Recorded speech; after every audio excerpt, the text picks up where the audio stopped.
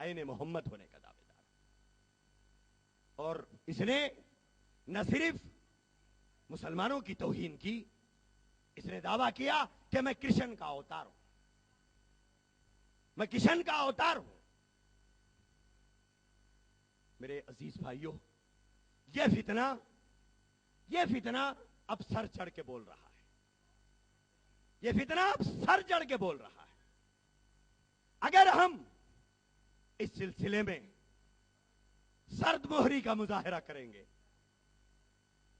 اس کو ایک جماعت سمجھ کے نظر انداز کریں گے، کل آقائے جہاں دو جہاں کا ہاتھ ہوگا اور ہمارا دامن ہوگا، ہم بچ نہیں پائیں گے۔ کیوں؟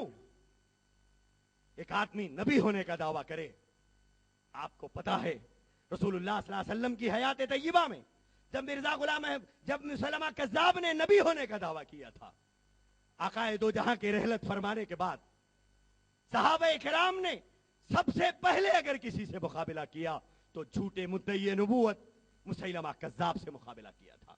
اور آپ کو پتا ہے کہ رسول اللہ صلی اللہ علیہ وسلم کی پوری حیات طیبہ میں جتنے معرکے ہوئے، جتنے غزوات ہوئے، ان تمام غزوات میں شہید ہونے والے صحابہ کرام کی تعداد بقول علامہ طاہر رزاق کے وہ 264 کی ہے۔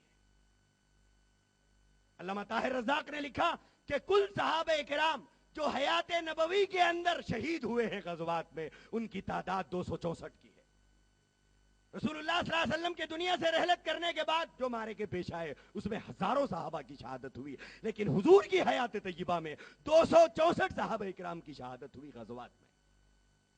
لیکن جب جھوٹی نبوت کا مسئلہ آیا، جب جھوٹے مدعیان نبوت کا مسئلہ آیا، تو اس وقت میں جب جنگ یمامہ پیش آئی تو اس جنگ یمامہ کے اندر 1200 صحابہ کرام شہید ہوئے، اور ان 1200 صحابہ کرام میں 700 حافظ قرآن صحابہ کرام تھے۔ میرے عزیز دوستو، جب جھوٹی نبوت کا مسئلہ آیا تو 1200 صحابہ کرام نے اپنی جان کی قربانی دے کر آنے والی نسلوں کو یہ ثابت کر کے بتایا کہ جھوٹے نبوت کے دعوے دار کو نہ قبول کیا جائے گا نہ ہی برداشت کیا جائے گا۔ قبول نہیں کرنا اور بات ہے، لیکن برداشت کرنا بھی جرم ہے۔ صحابہ کرام نے ثابت کر کے دکھایا کہ نہ ہم قبول کرنے تیار ہے، نہ روئے زمین پر انہیں برداشت کرنے تیار ہے۔ میرے عزیز بھائیوں، وہی صحابہ کرام کے ہم بھی غلام ہیں، وہی آقائے دو جہاں کی ہم غلامی کا دم بھرتے ہیں۔ تو آج ضرورت ہے اس بات کی کہ اس فتنے کے خلاف ہمیں اٹھ کھڑے ہونا ہے، اور یہ فتنہ شہروں میں ہم ہیں، آرام سے ہیں، ہمیں کوئی پتہ نہیں ہے کہ کیا بیت رہی ہے دیہات کے لوگوں پر۔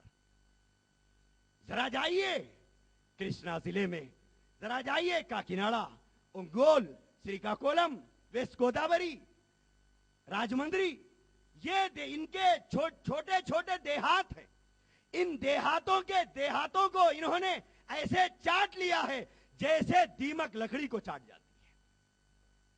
ان کی غربت، ان کی دین سے ناواقفیت اور ان کی جہالت کا فائدہ اٹھاتے ہوئے آج ہم شہروں میں ہیں، محلوں میں 10 مسجدوں کی اذانیں ہمیں سنے آتی ہے، اور ہمارے بچے مسجدوں کو جا رہے ہیں، اور ہم مسجدوں کو پہنچ رہے ہیں، جلسے ہو رہے ہیں، جلوس نکل رہے ہیں، ہمارا مذہب، ہمارا دین محفوظ ہے۔ لیکن ان دیہاتوں کو جائیے جہاں مسلمان 200 سال سے آباد ہے، 300 سال سے آباد ہے، لیکن آج تک وہاں اذان کی آواز ان کے کانوں میں نہیں پڑتی۔ 200 سال سے آباد ہے لیکن مسجد نہیں ہے، 200 سال سے آباد ہے لیکن دیہات کا 70 سال کا مسلمان، 80 سال کی عورت کلمہ طیبہ تک نہیں پڑھ سکتی۔ ان کے بچوں نے کبھی قرآن نہیں دیکھا ہے، ان کے بچوں نے کبھی قرآن نہیں دیکھا ہے۔ آپ کو یقین نہیں آئے گا، لیکن اگر کوئی دیکھنا چاہے، میں ذمہ دار ہوں، میں بتانے تیار ہوں، میں ذمہ دار ہوں، میں بتانے کے لیے تیار ہوں، پوری ذمہ داری کے ساتھ یہ بات کہہ رہا ہوں کہ 70 سالہ مسلمان دیہاتوں کے اندر ایسے ہیں جو کلمہ طیبہ تک پڑھنا نہیں جانتے۔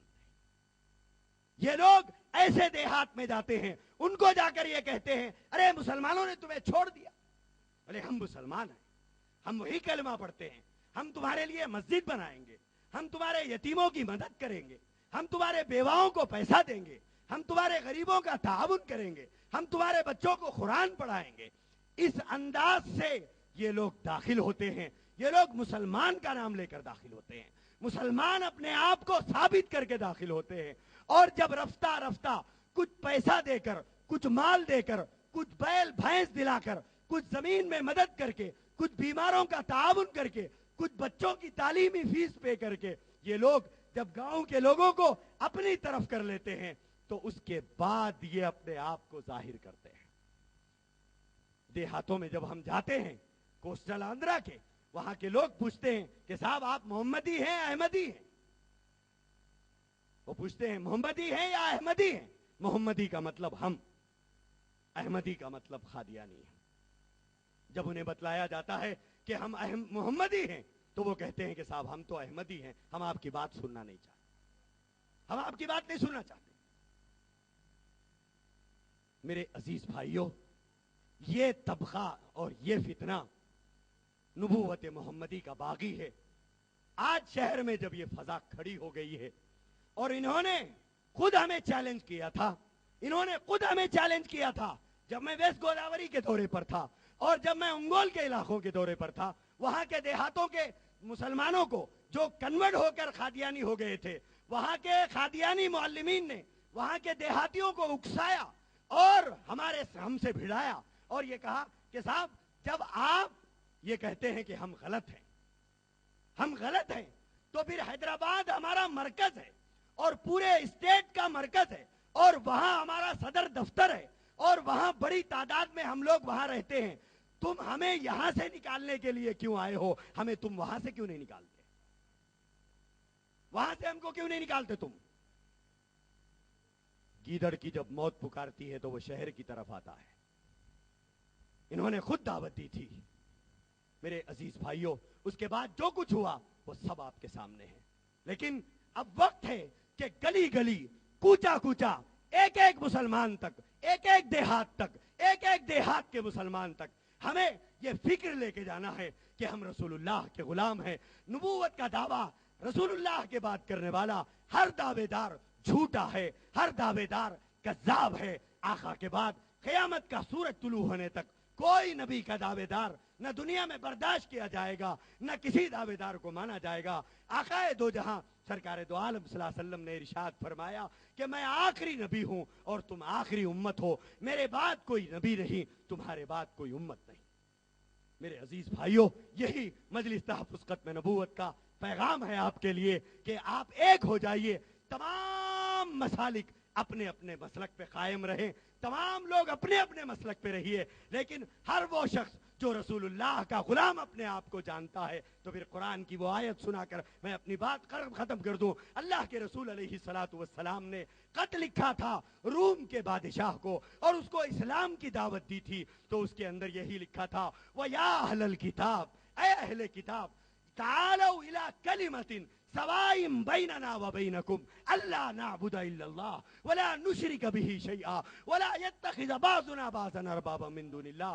اللہ کے رسول نے جو خط لکھا وہ تفصیلی ہے، اس کے اندر صرف یہی لکھا اے اہل کتاب تعالوا، آ جاؤ، الى کلمۃ، ایک ایسی بات کی طرف، سواء بیننا وبینکم، جو تمہارے اور ہمارے درمیان میں متفق علیہ، جس کو تم بھی مانتے ہو، جس کو ہم بھی مانتے ہیں۔ آؤ میں تمہیں ایسی چیز کی طرف دعوت دیتا ہوں، وہ کیا ہے؟ اللہ نعبد الا اللہ، کہ ایک اللہ کی عبادت کرے۔ تو اللہ کے رسول نے جو متفق علیہ چیز تھی، اس متفق علیہ چیز کی طرف دعوت دی تھی۔ آج میں بھی آپ سب کو دعوت دیتا ہوں، ختم نبوت کا کام، ختم نبوت کا تحفظ، تاج ختم نبوت کی نگرانی، تاج ختم نبوت کی چوکیداری، آقا دو جہاں کی شان خاتمیت کی حفاظت ہر امتی کا فرض ہے، آقا کے ہر غلام کا فرض ہے، چاہے وہ کسی جماعت سے تعلق رکھے، چاہے وہ کسی مسلک سے تعلق رکھے، آقا کو مانتا ہے تو تاج ختم نبوت کی حفاظت اس کی ایمانی اخلاقی ذمہ داری ہے۔ اللہ ہم سب کو توفیق عطا فرمائے۔ وآخر دعوانا الحمدللہ۔